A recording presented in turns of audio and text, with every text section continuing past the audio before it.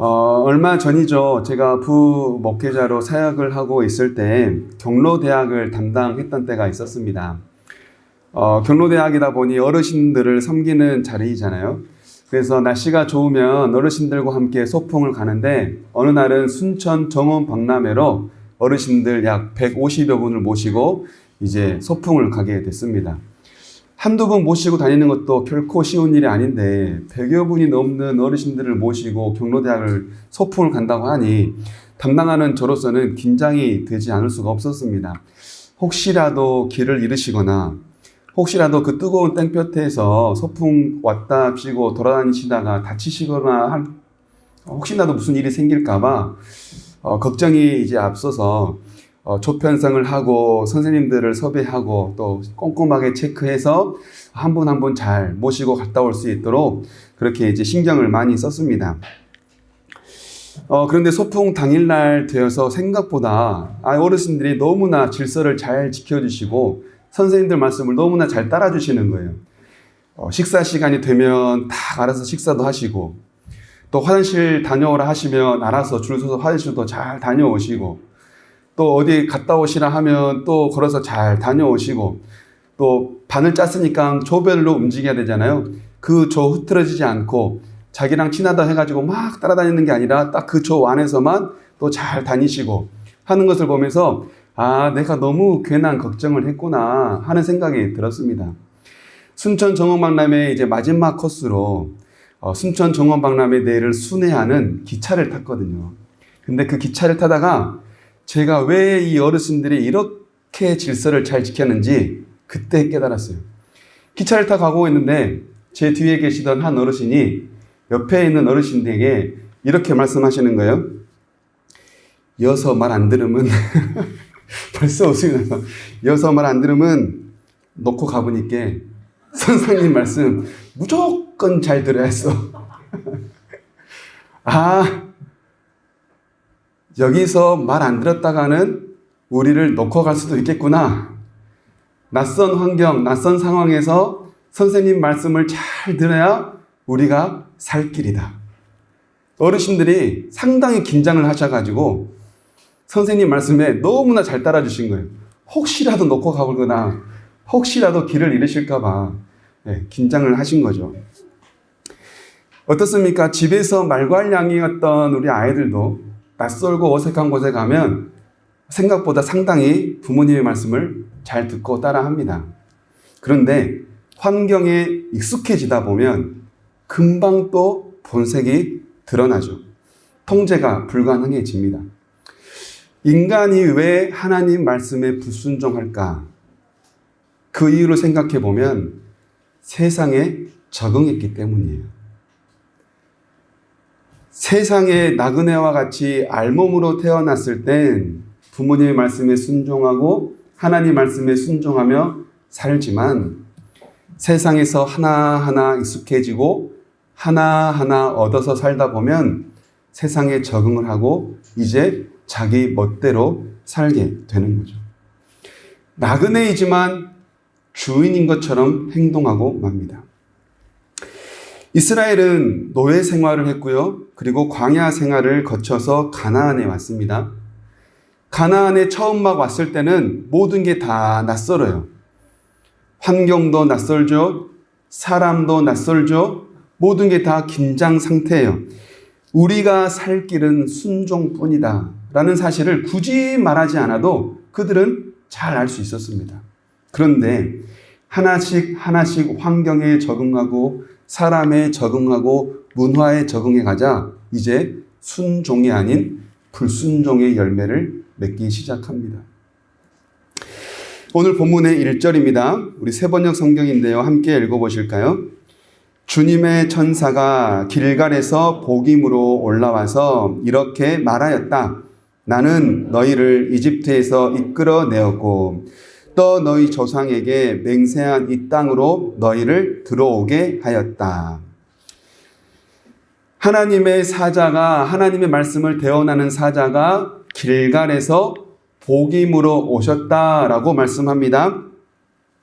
길갈, 왜 여기서 그냥 말씀하셨다라고 해도 충분히 알 텐데 길갈이라고 하는 그리고 복임이라고 하는 이 지명을 여기에 기록했을까요? 그것은 바로 길갈과 복임, 길갈에서부터 복임에까지 이 말 속에 주는 의미가 상당히 있다고 우리가 생각을 해볼 수 있겠죠? 그러면 먼저 우리가 길갈이 무엇을 의미하는지 한번 생각을 해봐야 될 겁니다.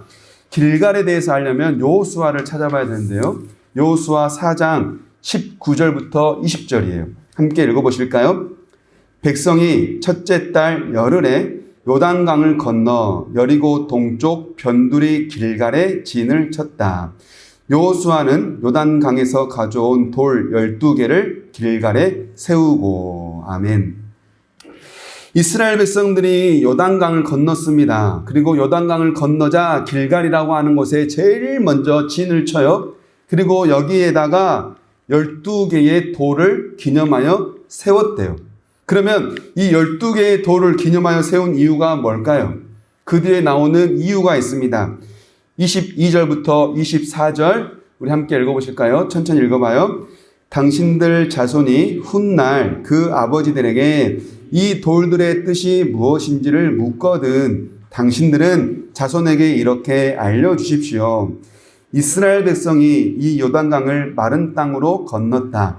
우리가 홍해를 다 건널 때까지 주 우리의 하나님이 우리 앞에서 그것을 마르게 하신 것과 같이 우리가 요단강을 다 건널 때까지 주 우리의 하나님이 요단강 물을 마르게 하셨다. 그렇게 하신 것은 땅의 모든 백성이 주님의 능력이 얼마나 강하신가를 알도록 하시고 우리가 영원토록 주 우리의 하나님을 경외하도록 하려는 것이다. 아멘.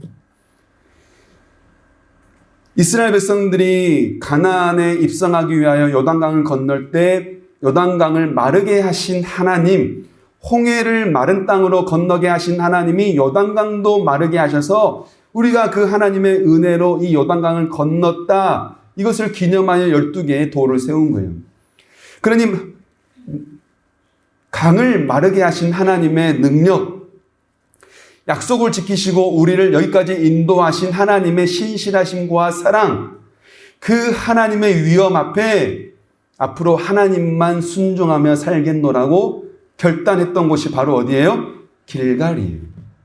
길갈은 하나님의 은혜를 목도하고 하나님만 섬기겠노라고 암묵적으로 결단하고 그들의 의지를 나타냈던 12개의 돌을 세운 그런 곳이라는 거죠. 그리고 이 길갈이 주는 또 한 가지 의미가 있습니다. 여호수아 5장 7절부터 9절인데요. 세번역 성경으로 우리 한번 이해하면서 차분하게 읽어봐요. 여호수아가 그들에게 할례를 베풀었는데 그것은 광야를 지나는 동안에 그들에게 할례를 베풀지 않아서 그들이 무할례자가 되었기 때문이다. 백성이 모두 할례를 받고 나서 다 낫기까지 진 안에 머물러 있었다. 주님께서 여호수아에게 말씀하셨다. 너희가 이집트에서 받은 수치를 오늘 내가 없애버렸다. 그리하여 그곳 이름을 오늘까지 길갈이라고 한다. 길갈은 어떤 곳이에요? 이스라엘 백성들이 400년 동안 애굽에서 노예로, 애굽의 우상의 노예로, 애굽의 죄의 노예로 살던 그들을 할례를 받게 하심으로 그들의 모든 수치를 없애주신 다시금 하나님의 백성으로 태어나게 하신 곳이 바로 이 길갈이라는 거예요. 이스라엘은 남자아이가 태어나면 8일째 되는 날 할례를 행합니다. 할례는 남자 생식기의 끝에 있는 포피를 칼로 베어내는 하나의 의식이에요. 앞으로 하나님의 백성으로 살겠습니다. 나의 생명은 내 것이 아니라 하나님의 것입니다. 라고 하는 결단을 드리는 게 바로 이 할례라는 겁니다. 그런데 광야 생활을 하는 동안 이 할례를 행할 수 없잖아요. 그래서 이스라엘 백성들은 가나안에 들어와서 짐을 풀고 어느 정도 정착할 여지가 생기자 거기에서 다 나을 때까지 치료를 할 수 있으니 거기에서 할례를 행했던 겁니다.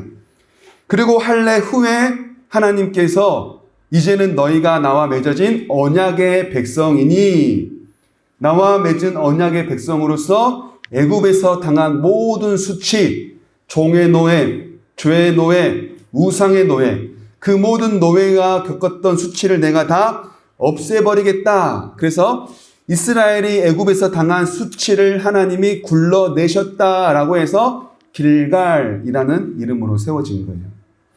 그러니 길갈은 어떤 곳입니까? 이스라엘 백성들이 하나님의 은혜와 인도하심으로 홍해를 건너고 요단을 건너고 하나님께서 약속하신 약속의 땅으로 들어오게 되고 하나님의 살아계심과 전능하심을 영원토록 경외하며 살겠노라고 결단하고 다시금 나의 삶을 새롭게 태어나게 하신 하나님의 은혜 앞에 감사하며 기념비를 세웠던 곳이 바로 어디예요? 길갈이에요. 그러니 길갈에서 주님의 천사, 주님의 사자가 왔다라고 한다면 이스라엘 백성들은 무엇이 번뜩 생각날까요? 아, 길갈에서 이런 일이 있었대지. 길갈에서 우리 조상들이 하나님의 살아계심과 하나님의 전능하심을 기념했던 12개의 돌을 세웠던 곳이 맞아. 길갈이지. 맞아. 그것에서 광야에서 할례 받지 못한 우리 조상들이 할례를 받고 모든 수치를 다 굴러주시고 하나님의 백성으로 새롭게 태어나게 하신 곳이 바로 길갈이지 라고 하면서 길갈에서 주의 사자가 왔다라고 하는 말 속에는 하나님의 능력과 하나님의 은혜와 약속을 이루시는 그 하나님을 뭐하게 하신 거예요? 기억나게 하는 거예요. 그러니 길갈에서 사자가 왔다라고 한다면 어떤 마음으로 그 사자의 음성을 듣겠습니까? 그러면 복임은 어딜까요? 복임은 지금 우리 본문에 있는 이스라엘 백성들이 머물러 있는 곳이에요. 복음에서 어떤 일이 일어나요? 오늘 본문 4절부터 5절인데요. 함께 읽어봅니다. 주님의 천사가 온 이스라엘 백성에게 자손에게 이 말을 하였을 때 백성들은 큰 소리로 울었다. 그래서 그들이 그 장소의 이름을 복임이라 부르고 거기에서 주님께 제사를 드렸다. 여기서 울었다, 제사를 드렸다라고 하니까 긍정적인 느낌이 나지만 아니에요. 지금 이들이 울고 제사를 드린 이유는 하나님께 불순종함으로 말미암아 하나님이 이들을 심판하겠노라고 길갈에서 온 주의 사자가 말을 전하니 너무나 두려운 나머지 하나님 앞에서 큰 소리로 부르짖고 울부짖은 곳이 바로 이 모습이에요. 그러니 복임은 어떤 곳입니까? 통곡의 장소예요. 그러면 주님의 사자가 하나님의 은혜를 기억하게 하는 길갈에서 죄로 인하여 통곡에 빠진 이스라엘 백성들에게 왔다. 길갈에서 복임까지. 이 말 속에서 주는 의미가 뭘까요? 출발은 은혜로 했지만 지금 이들의 상태는 통곡하고 있다는 거예요. 이스라엘 백성들이 가나안에 들어와 하나님의 백성으로 살겠노라고 출발은 결단하고 은혜를 맺고 언약 속에 들어가 이제는 우리가 이곳에서 하나님의 자녀로 살겠습니다 라고 결단과 은혜 가운데 시작했는데 지금 이들은 얼마 지나지 않아 벌써부터 죄와 우상 숭배와 불순종으로 인하여 통곡하고 있다는 거예요. 출발은 은혜로 했지만 지금 이들이 머물러 있는 곳은 통곡의 자리라는 거예요. 이스라엘은 왜, 뭐 때문에 지금 이렇게 통곡의 자리에 머물러 있습니까? 바로 불순종 때문입니다. 이스라엘이 무엇에 불순종했나요? 본문 2절인데요. 함께 읽어볼까요? 너희는 이 땅의 주민과 언약을 맺지 말고 그들의 단을 헐어야 한다 하였다. 그러나 너희는 나의 말에 순종하지 않았다. 너희가 어찌하여 이런 일을 하였느냐. 하나님은 광야에서 모세에게 누차 말씀하셨어요. 너희가 가나안 땅에 들어가거든 그들과 언약 맺지 말라. 혼인하지 말라. 우상을 헐어라. 왜냐하면 이스라엘은 하나님과 언약을 맺은 백성이기 때문에 다른 누구와 또 언약을 맺을 수가 없어요. 이미 하나님과 언약을 맺었는데 누구와 또 언약을 맺은다면 언약 파괴예요. 그렇지 않습니까?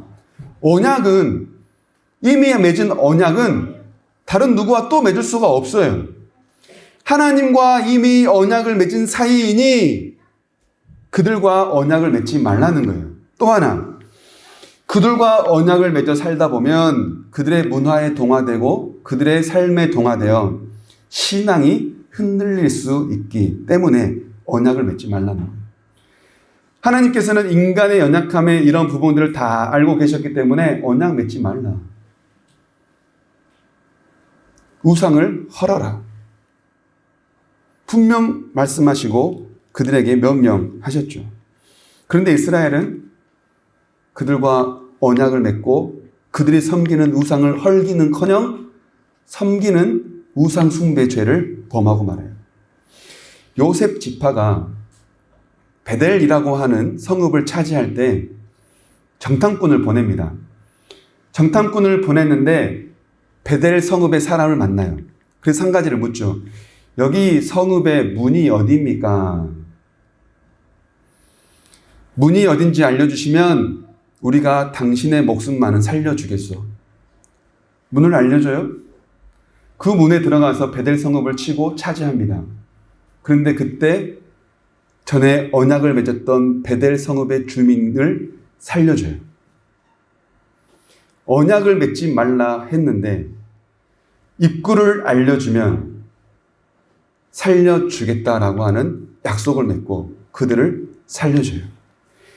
별일 아닌 것 같지만 이 약속 하나가 이스라엘의 모든 백성들을 무너뜨리고 맙니다. 주민들을 살려주고 그들을 노예 삼아요. 그들을 노예 삼으니까 삶이 편해요. 안락해지죠. 이스라엘 백성들은 가나안 주민과 언약을 맺고 살면서 하나님께서 염려하셨던 우상 숭배, 바알과 아스다롯을 섬기는 죄를 범하고 맙니다. 별것 아닌 것 같은 그 일 하나가 이스라엘의 전역을 울음바다로 만들고 만 거죠. 왜 이들은 가나안에 있는 종교에 빠지고 말았을까요? 바알과 아스다롯, 가나안의 신인데 이 신은 풍요와 다산의 신이에요. 그런데 또 바알과 아스다롯은 부부 신이에요. 그래서 이스라엘 백성, 가나안 사람들은 생각하기를 바알과 아스다롯이 서로 사랑에 빠지면 우리는 더 많은 풍요를 누릴 수 있을 거야 라고 생각을 해요. 그래서 바알과 아스다롯이 깊은 사랑에 빠질 수 있도록 자꾸 이들을 부추겨요. 이것을 부추기는 한 행위로 바알과 아스다롯에 있는 신전에 찾아가서 음란한 행위를 하는 겁니다. 그리고 나서 바알과 아스다롯이 사랑이 뜨거워지면 우리가 풍요로워진다라고 착각을 하고 그것을 끊임없이 반복을 하는 거죠. 하나님만 섬기고 모든 것들이 율법 가운데에 놓여져 살아가던 이스라엘 백성들이 그들의 문화를 보고 상당히 매력을 느꼈던 것 같아요. 너무나 깜짝 놀랄 뿐만 아니라 자극적인 그 문화에 끌리게 되고 만 거죠. 이스라엘은 애굽에서 노예 생활 400년 합니다. 광야에서 40년 보내요. 가나안의 풍요로운 농경사회 처음 봐요. 노예 생활, 광야 생활, 언제 농사 짓는 거 처음 봤겠습니까? 처음 봤죠. 이들은 왜 이렇게 잘 살지? 여기는 왜 이렇게 부자지? 여기는 왜 이렇게 풍요하지?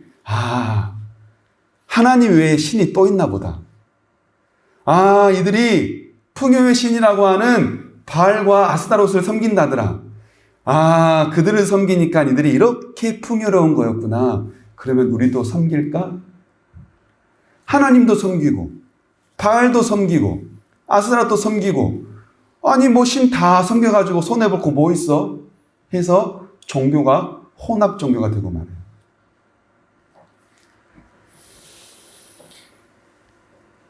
풍요라고 하는 그 유혹에 넘어져서 정체성을 잃어버리고 흔들리게 되고 뿌리가 뽑혀버리는 이 안타까운 모습을 이스라엘 백성들이 감행해요. 하나님께서 이들에게 내린 조치가 뭡니까? 오늘 본문 3절인데요. 하나님의 명령에 순종하지 않고 불순종한 이스라엘 백성들에게 하나님이 내리신 조치 3절 함께 읽어봅니다. 내가 다시 말하여 둔다. 나는 그들을 너희 앞에서 몰아내지 않겠다. 몰아내주면 좋겠는데 몰아내지 않겠대요. 여기서 말하는 그들은 그들이 언약을 맺었던 주민들과 우상이에요. 그들은 결국 너희를 찌르는 가시가 되고 그들의 신들은 너희에게 우상을 숭배할 수밖에 없도록 올가매는 올무가 될 것이다. 하나님이 내리신 조치는 쫓아내지 않겠다. 그래? 그러면 너희가 그렇게 좋아하는 가나안 주민 냅둘게. 너희가 그렇게 좋아서 섬기는 가나안 신 내가 냅둘게.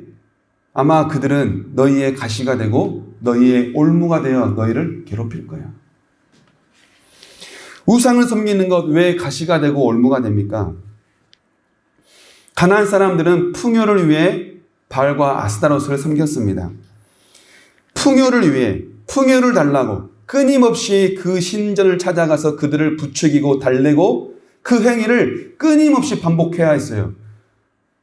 풍요를 위해서는 계속해서 할 수밖에 없는 거죠. 만약 그렇게 부추기고 달래고 공을 들여서 했음에도 불구하고 풍요롭지 않으면 원망이 생기기 시작돼요. 그리고 혹여라도 내가 공이 적나? 내가 더 달래야 하나? 내가 더 신을 부추겨야 하나? 그들의 삶은, 그들의 음행은 점점 더 자극적으로 변해져요.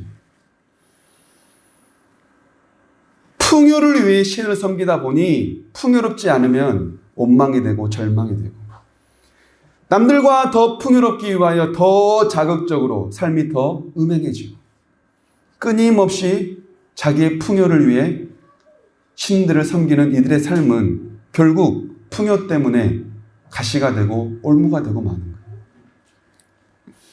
그런데 하나님은 어떻습니까? 하나님은 풍요뿐만 아니라 세상의 주인이세요. 하나님은 모든 것의 주인이세요.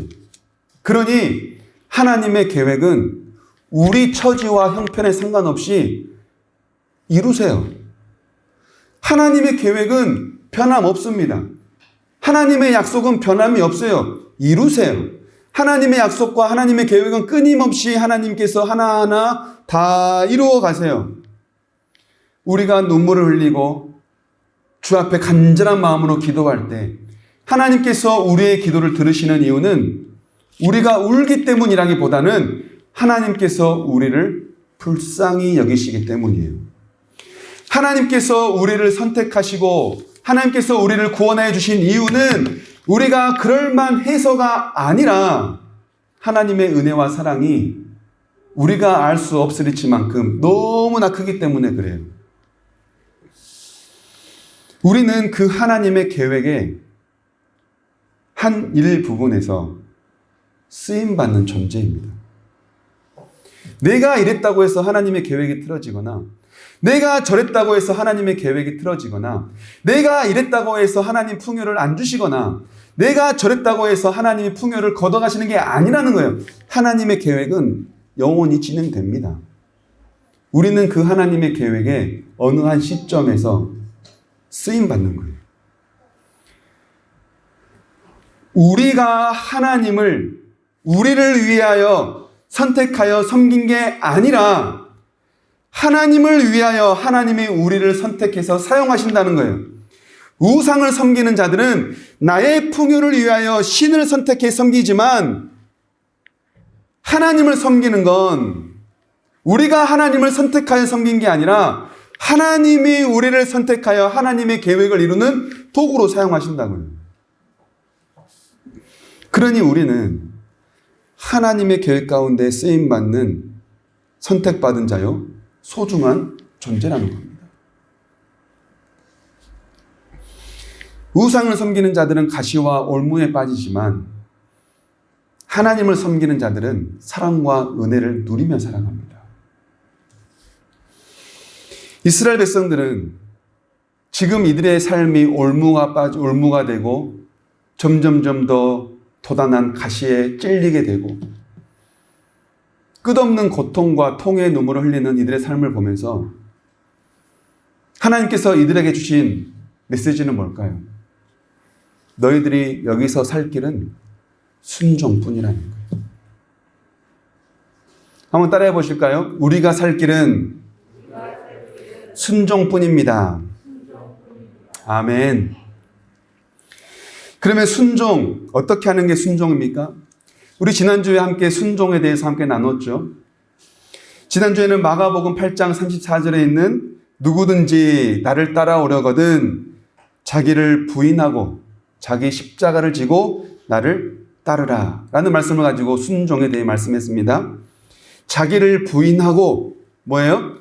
사람의 일이 아니라 하나님의 일을, 사람의 일을 부인하고 하나님의 일을 생각하라는 거예요. 이게 바로 자기를 부인하는 거예요. 자기 십자가를 지라 뭐예요? 십자가 위에 죽으신 예수님처럼 자기 또한 죽으라는 거예요.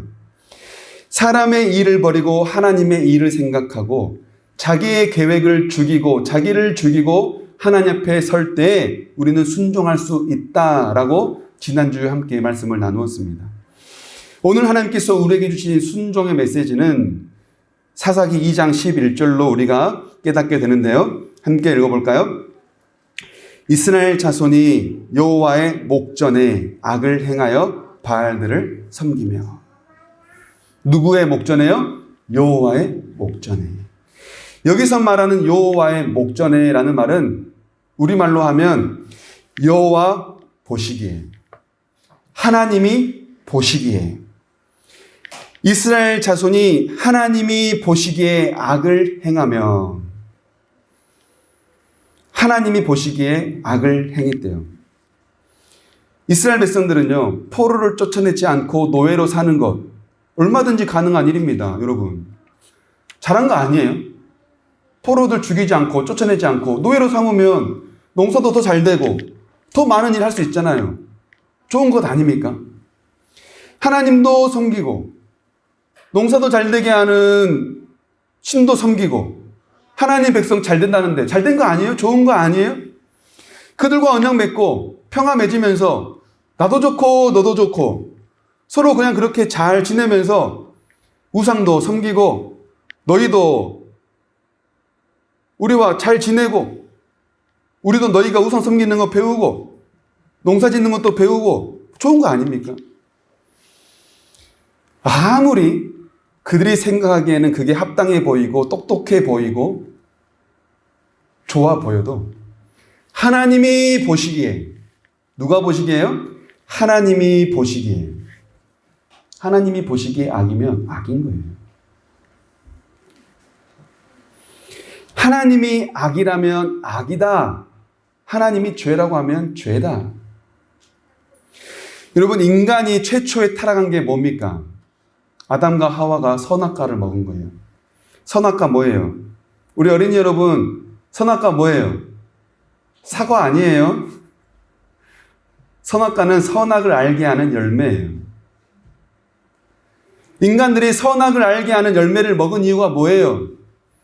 우리도 선과 악을 알아서 하나님처럼 되겠다는 거였거든요. 선과 악을 알겠다고 욕심을 부려서 선악과를 먹었어요.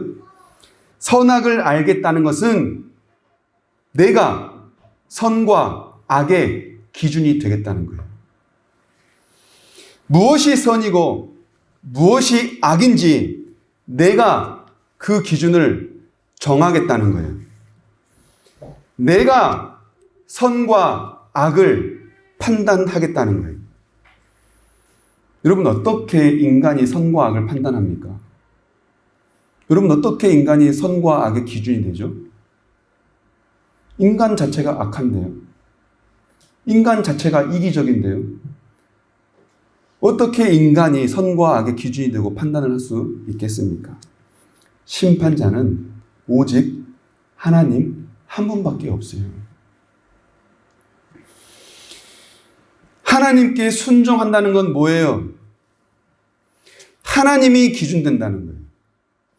하나님이 선의 기준 되시고 하나님이 악의 기준 되셔서 하나님이 선이라고 하면 행하고 하나님이 악이라고 하면 떠나겠다는 결단과 그 믿음을 가지고 살아가는 것, 이게 바로 순종의 시작이에요. 내가 아무리 선이라고 생각 들지만 하나님이 악이야. 네, 그럼 악입니다. 내가 아무리 악이라고 생각되지만 하나님이 그거 선이야. 네, 선입니다. 내 생각과 내 기준대로 살지 않고 하나님의 기준과 하나님의 생각대로 사는 것, 내 선과 내 악대로 사는 게 아니라 하나님의 선과 하나님의 악의 기준으로 사는 것, 이게 바로 순종이라는 거예요. 그러면 우리는 이 하나님의 선과 악의 기준 무엇으로 깨달을 수 있습니까? 하나님의 말씀밖에 없어요. 우리가 무엇으로 선과 악을 구별해요? 하나님 말씀밖에 없어요. 그러니 우리는 말씀을 읽어야 되고 들어야 되고 깨달아야 돼요. 듣고 읽고 깨달았다면 그대로 행해야 돼요. 오늘날 우리가 하나님의 뜻을 알 수 있는 방법은 오직 말씀밖에 없습니다. 우리 한번 찾아보실까요? 제가 PPT 자료로 넘겨드리지 않았는데 요한복음 20장입니다. 요한복음 20장, 이 말씀만 읽어보고 결론을 맺도록 하겠습니다. 요한복음 20장 31절, 신약성경 184쪽에 있습니다. 요한복음 20장 31절, 우리 함께 읽어보겠습니다. 오직 이것을 기록함은 너희로 예수께서 하나님의 아들 그리스도이심을 믿게 하려 함이요, 또 너희로 믿고 그 이름을 힘입어 생명을 얻게 하려 함이니라. 아멘. 이 요한복음이 기록된 이유가 뭐래요? 예수님이 어떻게 사셨고 어떻게 세상을 구원하셨는지를 기록한 요한복음이 기록된 이유가 뭐래요? 오직 이것을 기록함은 예수가 하나님의 아들이심을 믿고 그리스도이심을 믿고 그것을 믿음으로 말미암아 그 이름으로 힘입어 뭘 주시겠다는 거예요? 생명을 주시겠다. 하나님께서 성경을 통하여 우리에게 하나님의 뜻을 알려주시고 예수 그리스도를 알려주시고 이것으로 말미암아 우리가 믿어 우리가 얻는 건 뭐예요? 생명이에요. 우리가 살 길은 뭡니까? 우리가 어떻게 순종합니까? 말씀뿐이에요. 우리가 순종할 건 말씀뿐이에요. 말씀을 맺겠습니다. 순종하면 예수님께서 십자가 위에서 죽기까지 순종하셨던 그 모습을 떠오르지 않을 수가 없습니다. 예수님은 십자가 위에서 죽기까지 순종하셨습니다. 진정으로 죽는 것, 사는 것, 무엇이 사는 것인지를 예수님은 십자가 죽음을 통하여 우리에게 알려주셨어요. 죽는 게 아니에요. 십자가 위에서 예수님이 죽으셨지만 죽는 게 아니에요. 죽는 건 불순종할 때 죽는 거예요. 그러면 사는 건 뭐예요? 내 육체가 죽어도 순종하면 사는 거예요. 예수님은 십자가 위에서 죽으셨지만 순종함으로 죽으셨기 때문에 죽은 게 아니에요. 사신 거예요.